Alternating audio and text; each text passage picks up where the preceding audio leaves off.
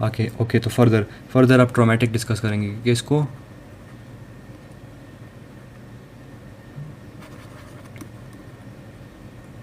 Trauma के through कौन कौन से आ सकते हैं। अब ये ऑरिकल है, यहाँ पे फॉर एग्जांपल आपने पंच कर दिया, रग्बी प्लेयर्स या रेसलर्स पंच कर लिया एयर को, तो इसमें क्या हो जाएगा, हेमरेजेस हो जाएंगी, हेमरेज हो गई। हेमरेज किसके बीच में, पेरिकॉन्ड्रियम और कार्टिलेज के बीच में जो स्पेस है वहाँ पर जो है ना ब्लड कलेक्ट हो गया है। तो ये क्या हो गया, यहाँ पे इस तरह ब्लड कलेक्ट हो गया।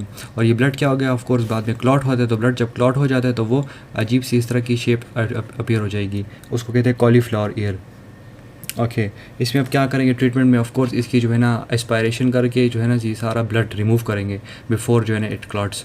और एक और भी फर्दर डिजीज़ है, मैंने पहले भी वीडियोस में बहुत बार कहा है कि जब भी फ्लूइड स्टैटिक होगा तो खामखा बैक्टीरिया आके उस पर इन्वेजन करेगी, जब बैक्टीरिया आके उसे कर देगी तो यहाँ पर एप्सिस बन जाएगा। एप्सिस के थ्रू ये नेक्रोसिस स्टार्ट हो जाएगी, एप्सिस हो गया, नेक्रोसिस हो गई, तो ये सारा जो है ना जितना भी फंक्शनल पार्ट है सारा डिस्ट्रॉय हो जाएगा। तो ये एक इन्फ्लेमेटरी डिजीज़ मैंने यहाँ भी डिस्कस कर दिया, पेरिकॉन्ट्राइटिस उसको यहाँ पे कहेंगे, तो वो भी हो गया।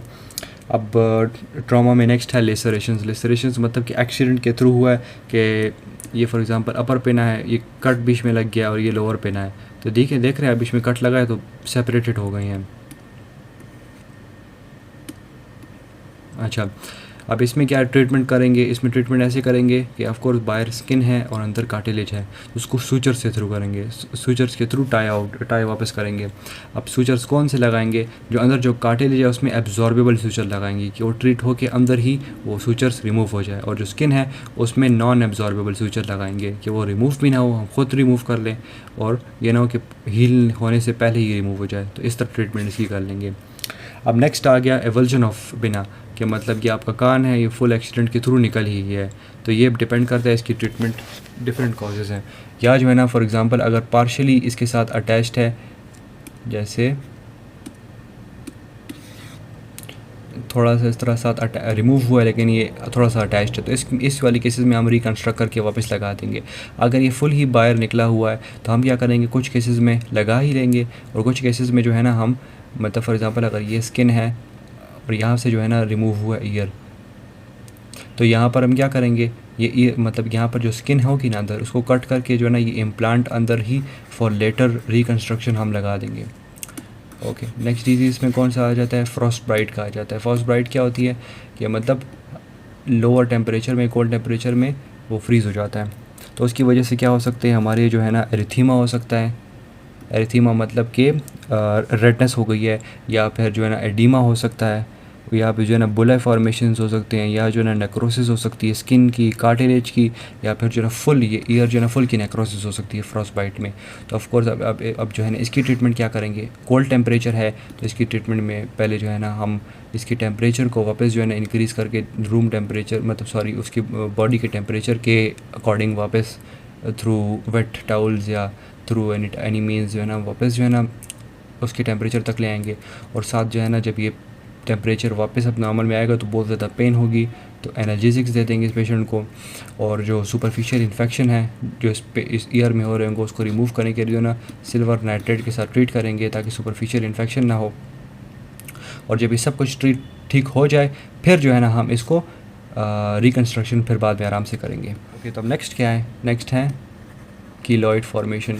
इसमें क्या होता है, इसमें मतलब ये कान है, लोब्यूल और ये पिना, ये वाले दोनों कॉमन साइड है जहाँ पे जो है ना ऑर्नामेंट्स लगते हैं, पियर्सिंग्स होती हैं। तो जब पियर्सिंग्स होगी तो इसकी वजह से यहाँ पे कीलॉइड बन जाएंगे। कीलॉइड इस तरह के बड़े से मास बन जाते हैं।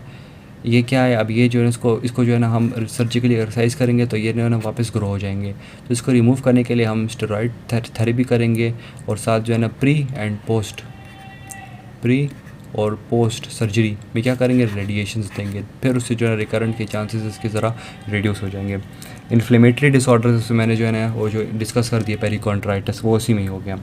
और जो क्या अब आते हैं एक और, अब जो है ना सॉरी ये जो एक्सटर्नल ईयर है पिना, ये हो गया है। तो एक्सटर्नल पिना तो हो गया है। अब एक्सटर्नल ऑडिटरी मिएटस की तरफ जाते हैं। एक्सटर्नल ऑडिटरी मिएटस में कंजेनिटल डिसऑर्डर क्या होगा कि यहाँ पे एट्रीजिया हो गई है। मैंने बताया था कि माइक्रोटिया साथ एट्रीजिया ये दोनों कॉमन है, एक साथ होना कॉमन है। अकेला अकेला होना इतना कॉमन नहीं है, एक साथ जब होंगे वो ज़्यादा कॉमन है कंजेनिटल डिसऑर्डर। ओके, अब इसके इन्फ्लेमेटरी वाले डिस्कस करता हूँ, एक्सटर्नल ऑडिटरी कैनाल के। उसमें दो टाइप के ग्रुप्स हैं, एक है इन्फेक्टिव ग्रुप और एक है रिएक्टिव ग्रुप। इन्फेक्टिव में किस चीज़ की वजह से, बैक्टीरिया की वजह से, फंगस की वजह से, वायरस की वजह से इन्फेक्शन हो सकता है। तो इसमें जो है ना मैं सिर्फ जो इंपॉर्टेंट है वही डिस्कस करूँगा, इससे क्लासिफिकेशन असल में इंपॉर्टेंट है तो इसलिए बता रहा हूँ। बैक्टीरियल में क्या क्या हो सकता है, या जो है ना वो लोकलाइज्ड इन्फेक्शन होगा। लोकलाइज्ड मतलब कि उसी जगह पर ही है, कि अगर ये जगह इन्वॉल्व है तो और जगह इन्वॉल्व नहीं है, ठीक है। और इसके अलावा सेकंड है डिफ्यूज़, जो कि फुल जो है ना ईयर फॉल अपार्ट फुल जो है ना इन्वॉल्व हो जाएगा, स्प्रेड होता रहेगा। और थर्ड है malignant otitis externa. Localized otitis externa, diffuse otitis externa, malignant otitis externa. Malignant यहाँ पे डिजीज़ एज ए कैंसर नहीं बता रहे, मैलिग्नेंट क्यों बता रहे हैं, मैलिग्नेंट इसलिए कि यहाँ पर स्प्रेड इतना ज़्यादा हो रहा है, इतना फास्ट हो रहा है, ऐसे लग रहा है कि ये जैसे मैलिग्नेंसी हो। अच्छा, फंगल में कौन से हैं, फंगल में ऑटोमाइकोसिस। और वायरस की वजह से कौन से हो गया, herpes zoster oticus and otitis externa haemorrhagica. ये सारे इन्फेक्टिव हो गए। अब रिएक्टिव में कौन से आते हैं, एक होता है एस्कीमेटस हो गया, वो क्या होता है, वो जो है ना हाइपर सेंसिटिविटी रिएक्शन की वजह से होता है। ओके, इन्फ्लेमेटरी डिसऑर्डर ही है ना सारे। अच्छा, तो और एक सेकंड है सिबोरिक में क्या है, वो जो है ना सिबोरिक ओटाइटिस एक्सटर्ना, वो जो है ना जनरलाइज्ड स्किन इन्फेक्शन है जो कि कान तक पहुंच गया। और उसके अलावा न्यूरोडर्माटाइटिस है,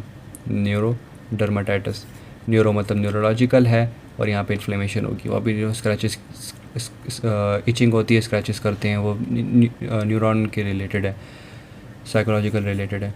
अच्छा, तो इसमें जो इम्पोर्टेंट है वो डिस्कस करेंगे, वो ये तीनों हैं, localized, diffuse and malignant. Localized क्या है, लोकलाइज्ड मैंने बता दिया कि उसी जगह पर लोकलाइज्ड है, तो ये मतलब कि एक ही जगह पर है।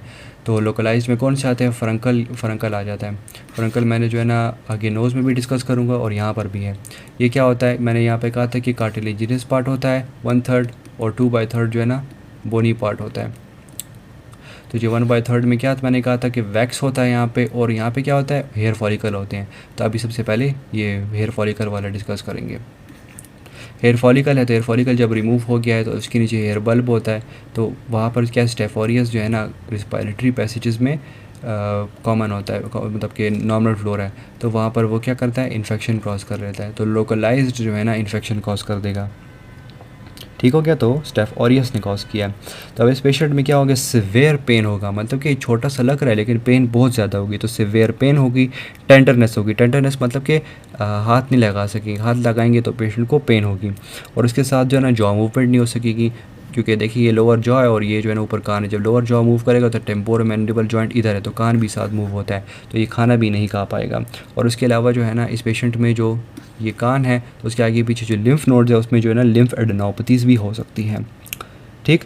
अच्छा, तो और उसके अलावा जो है ना इसकी वजह से आगे पीछे एडिमा भी इसमें हो सकता है। अब इसकी ट्रीटमेंट क्या करेंगे, ट्रीटमेंट देखें, सबसे पहले देखिए एडिमा हुआ है, इनलार्ज हुआ है, तो इसमें क्या करेंगे हम, इक्थामल ग्लिसरीन 10% इक्थामल ग्लिसरीन दे देंगे। वो क्या करेगा, इक्थामल ग्लिसरीन क्या करेगा, it has a hygroscopic action. और इक्थामल में क्या है, वो माइल्डली एंटीसेप्टिक है, तो मेन काम इसी का है, जो कि वो क्या करेगा, हाइग्रोस्कोपिक है तो वो पानी खींचता है, तो एडिमा जो है ना वो ख़त्म कर देगा। जो स्वेलिंग ख़त्म हो गई है, तो इसके अलावा अब ऑफ कोर्स इसको जो है ना इन्फेक्शन हुआ है तो एंटीबायोटिक्स दे देंगे, और साथ जो है ना पेन भी हो रही है तो पेन किलर्स दे देंगे हमने इसको। और उसके अलावा जो है ना लोकलाइज्ड हीट प्रोवाइड करेंगे, जिसकी वजह से सूदिंग इफेक्ट होता है। और अगर इस बंदे को जो है ना फ्रंकल हो रहे हैं, अगर ये जो है ना रिकरेंट है, बार बार हो रहे हैं, तो फिर हम सबसे पहले उसको मतलब चेक करेंगे कि डायबिटीज़ तो नहीं है, या मतलब कि डायबिटीज़ में भी जो है ना होते रहते हैं, तो मतलब वो इन्फेक्टिव नहीं हुआ, वो डायबिटीज़ की वजह से हुआ। और या फिर अगर वो डायबिटिक नहीं, तो फिर हम उसके नोज़ को चेक करेंगे, क्योंकि नोज़ में भी जो है ना स्टेफ ऑरियस कॉमन है। तो ये नाक में उंगली मार के कान में जो है ना उंगली मारी है इसने, तो उधर तक जो है ना मतलब ख़ुद जो है ना ट्रांसपोर्ट कर दिया लोकलाइज्ड ही, तो वहाँ से ही जो है ना लोकलाइज्ड नहीं, ख़ुद ही जो है ना ट्रांसपोर्ट उसने कर दी ही है बैक्टीरिया की। तो हम जो है ना वेस्टिब्यूल नाक का पोर्शन है वो उसकी भी जो है ना एग्जामिनेशन करेंगे। तो ये हो गया, सबसे पहले लोकलाइज्ड हो गया। अब आते हैं डिफ्यूज़ ओटाइटिस एक्सटर्ना। अच्छा, तो डिफ्यूज़ ओटाइटिस एक्सटर्ना, इसमें क्या होगा, हमारे जो फुल जो ये पिना है मतलब यहाँ पर इन्फेक्शन होगा, इसके थ्रू जो है ना फुल पिना में और एक्सटर्नल आर्टरी केनाल में फुल जो है ना डिफ्यूजली इन्फेक्शन जो है ना स्प्रेड हो जाएगा।